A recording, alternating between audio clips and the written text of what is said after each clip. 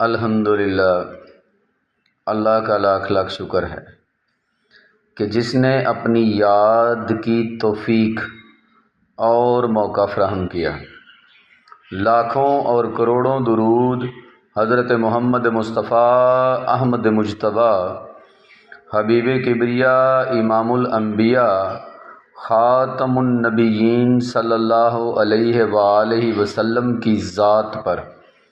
کہ جن کے طفیل مالک الملک نے یہ مہربانی فرمائی۔ آج ہم بات کریں گے کہ علم غیب کیا ہے اور یہ کس طرح ایک سالک جو ہے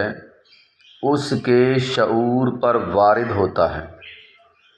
وہ کون سی علامات ہیں، کون سے طریقے ہیں جس سے سالک جو ہے اس کو علم غیب عطا کیا جاتا ہے۔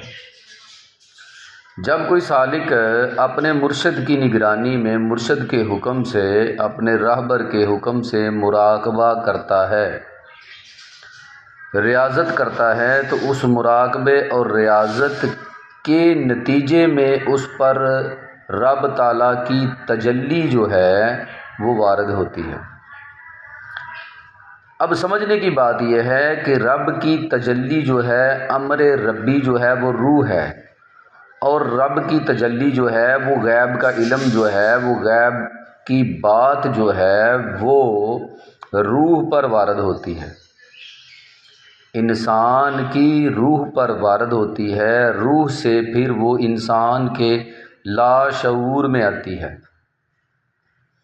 اور لاشعور سے پھر شعور میں، اور شعور سے پھر ہماری سمجھ میں آتی ہے۔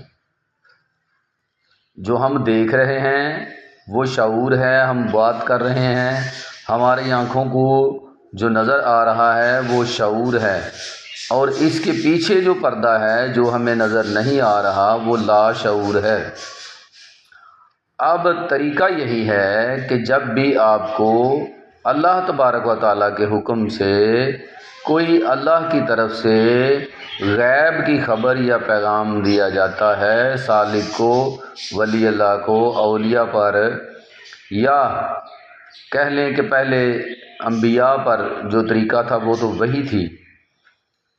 تو جتنے بھی سالکین ہیں ان کے لیے جو امر ربی ہے، رب کی طرف سے جو حکم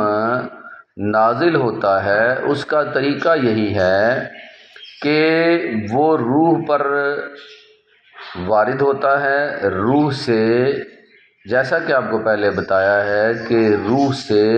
وہ لاشعور میں آتا ہے، لاشعور سے وہ حکم جو ہے وہ سالک کے شعور میں آتا ہے، اور شعور سے وہ جو ہے وہ سالک کے دماغ تک، اس کی سمجھ تک، ادراک تک آتا ہے۔ اس بات کو ضرور سمجھ لیں کہ کیسے یہ تجلی جو ہے، کیسے یہ رب کا حکم جو ہے وہ، یا غیب کی خبر آپ اسے کہہ لیں، یہ سالک تک پہنچتی ہے۔ اس کا یہی ایک طریقہ ہے۔ اسی طریقے سے جو ہے وہ اللہ کی ذات کوئی بھی خبر جو ہے اپنے اولیاء اللہ تک پہنچاتی ہے۔ امید ہے بات کی آپ کو سمجھ آ گئی ہوگی۔ اللہ تبارک و تعالی عمل کرنے کی توفیق عطا فرمائے۔ وما علینا الا البلاغ المبین۔ السلام علیکم۔